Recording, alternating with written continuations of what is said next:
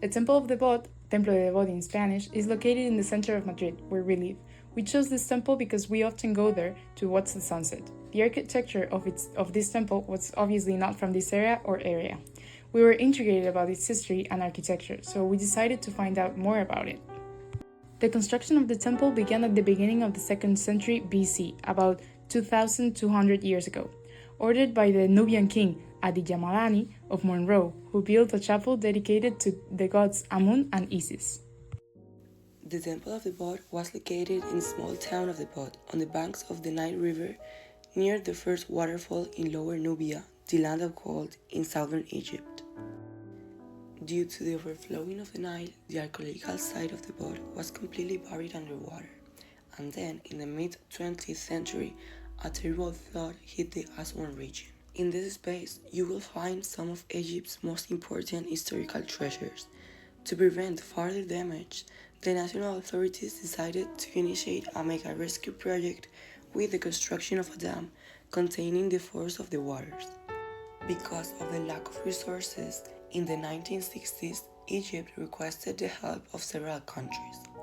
Among them, Spain offered to make a considerable donation to save the Egyptian cultural heritage. Seeing forward to reward the allied nation, the government of Egypt decided to gift Spain with the entire Temple of Debod.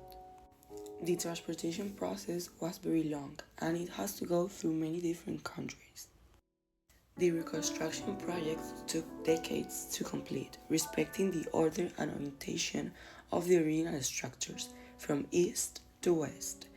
So in that way, it would replicate the sacred conditions with it was designed thousands of years ago. We thought about how difficult it may be to transport and recreate the temple. We were convinced that they needed architectural drawings, so we decided to try to make our own drawings. Making this, we realized how hard it was to transport and recreate. The temple is composed by many rooms, the main one being the chapel.